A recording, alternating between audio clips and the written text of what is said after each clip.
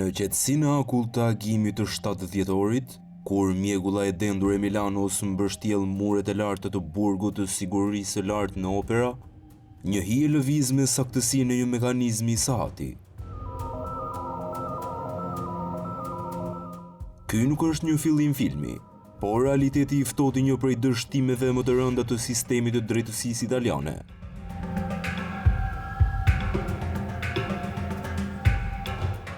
Taulan Toma, një emër që tashmë ngjall frikë dhe admirim të padëshiruar në korridoret e burgjeve, sapo ka shkruar kapitullin e tij të 4 të sfidës ndaj ligjit. Ai nuk është thjesht një i burgosur, ai është një magjistar i hekurit dhe lirisë, një njeri për të cilin muret janë vetëm pengesa të përkohshme, dhe dënimi deri në vitin 2048, një numër i parëndësishëm në kalendarin e tij personal.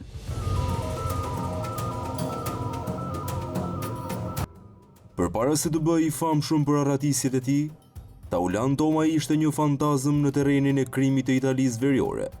Operacionet e tij të grabitjes nuk ishin kurrë amatore. Ato karakterizoheshin nga një përgatitje pothuajse ushtarake. Ai dhe banda e tij specializoheshin në goditjet e zyrave postare dhe vilave luksoze në zonat e Parmës, Reggio Emilias dhe Modenës. Toma nuk përdorte thjesht dhunën, por inteligjencën logjistike. Para çdo grabitje, ai kryente vëzhgime disa ditore të objektivit, duke dokumentuar oraret e lëvizjes së policisë dhe pikat e dobët të strukturave. Në grabitjet e zyrave postare, ai njihej për teknikën e prerjes së hekurave, një aftësi që më vonë do ta përdorte për t'u arratisur.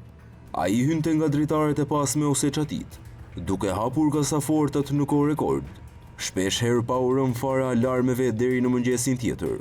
Në vila, ai ishte akrobati, ngjiti në katin e dytë apo të tretë pa ndihmën e shkallëve, duke treguar një forcë fizike mbreslënse që e bënte të paarritshëm për sistemet konvencionale të sigurisë.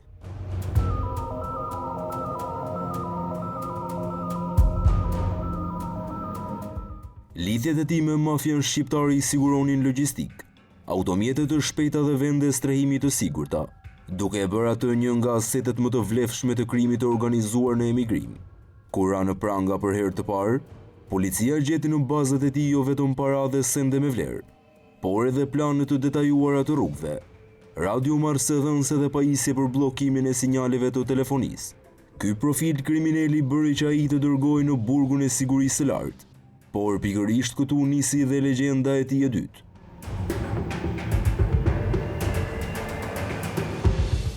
Plani për arratisjen nga burgu i operas nuk lindi brenda një nate.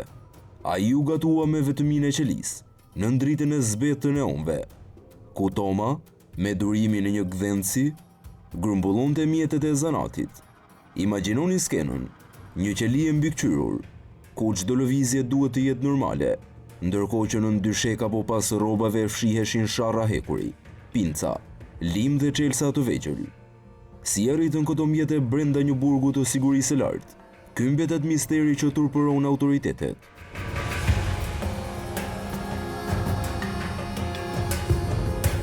Dyshohet se sharra u sigurua nga zonat e punës brenda burgut, ku Toma me dinakërinë e tij karakteristike arriti t'u shpëtonte kontrolleve, ose përmes korruptimit të personelit të jashtëm.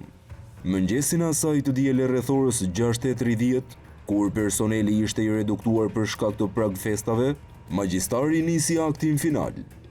Me sharrën e tij të vogël ai preu hekurin e dritares me një teknikë që kërkon orë të tëra punë në heshtje, duke e shfrytëzuar çdo zhurmë tjetër mjedisore për të mbuluar tingullin metalit që dorëzohej. Pasi hoqi pengesën e parë, ai u gjend përballë një humnere mbi 10 metra. Kati i tretë i burgut të operas është një lartësi që do të tremte këdo, por jo Tomën.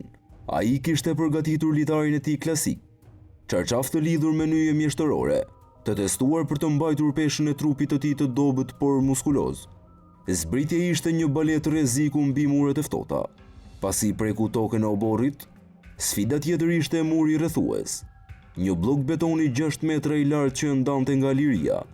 Këtu, gjenialiteti i tij kriminal shkëlqeu sërish. Ai kishte ndërtuar një mjet të improvizuar, një lloj shkopi të gjatë të përbërë nga dureza fshese të bashkuara fort me shirit ngjitës, në majtë të cilit ishte fiksuar një grep hekuri. Me një lëvizje të stërvitur, ai e hodhi grepin në majtë të murit, u ngjit me shpejtësi në një atleti dhe u hodh në anën tjetër, duke u zhdukur në errësirën e fushave rreth Milanos. Kamerat e sigurisë e filmuan duke u larguar në këmbë, një hije e vetmuar që sfidonte një shtet të tërë. Alarmi nuk ra. Gardianët, të përgjumur ose të paktën në numër, e zbuluan mungesën e tij vetëm gjatë kontrollit rutin të mëngjesit, kur pan krevatin boshë dhe çarçafët të vareshin si flamuri humbjes së tyre. Toma kishte fituar të paktën një orë avantazh. Kohë e mjaftueshme për të takuar me bashkëpunëtorë që dyshohet se e pritën me automjete të vjetura. Aratisja e tij ngre pikpyetje të rënda mbi sigurinë e burgjeve italiane. Sistemi i drejtësisë në Itali vuan nga një mbingarkesë kronike dhe mungesë stafi. Në burgun e operas, i cili mban disa nga kriminalët më të rrezikshëm të mafjes, një aratisje e tillë konsiderohej teorikisht e pamundur. Analiza pas ngjarjes nxorri në pas se sensorët e lëvizjes në perimetrin e jashtëm nuk ishin aktivizuar. Mungesa e monitorimit në kohë reale të kamerave lejoi që Toma të kryente manovrat e tij për minuta të tëra pa u vënë re. Për më tepër, fakti që ai mundi të grumbullonte mjet e punë dhe çarçaf shtesë pas zgjuar dyshim, tregon për një rënje të standardeve të kontrollit të qelive. Sistemi italian bazohet shumë në barrierat fizike, por rasti i Tomës vërtetoi se pa një mbikëqyrje njerëzore aktive dhe teknologji të përditësuar, këto barriere janë vetëm ushtrime shkathtësie për një mendje si e tij. Por për të kuptuar legjendën e Taulant Tomës, duhet të kthehemi pas në kohë. Kjo nuk ishte hera e parë që ai turpëronte sistemin. Në vitin 2013, në burgun Lantin në Belgjik, ai organizoi një arratisje që i ngjan një skenë lufte. Atje, ai bindi të burgosurit e tjerë të formonin një piramidë njerëzore për ta ngritur drejt lirisë, ndërsa jashtë, një komando e armatosur sulmonte me shpërthime për të tërhequr vëmendjen e rojeve. Ishte një operacion ushtarak, jo thjesht arratisje, dhe e para kësaj, në vitin 2011, ai kishte thyer burgun e Parmës në Itali, duke përdorur të njëjtën metodë me çarçaf dhe prerje hekurash, duke u arratisur së bashku me një tjetër shqiptar. Debutimi i tij i madh kishte qenë në vitin 2009, në burgun e sigurisë së lartë në Terni, kur ai ishte vetëm 25 vjeç. Hetuesit italian dhe ata belge përshkruajnë si një person me inteligjencë të lartë logjistike dhe një përgatitje fizike të jashtëzakonshme. Ai njeh dobësitë e sistemit. E di kur duhet të godasë dhe e di se si të fshihet. Pas arratisjes në opera, ndjekja policore ushtri në të gjithë zonën e Schengenit. Skuadra mobile Milanos bashkëpunoi me Interpolin, duke monitoruar llogaritë bankare të afërmve dhe komunikimet e koduara të rrjeteve shqiptare. Besohet se Toma ka përdorur identitete të rreme dhe operacione plastike të lehta për të ndryshuar tiparet, por shenja në faqen e djathtë mbetet mallkimi i tij. Sot, Taulant Toma është sërish një hije.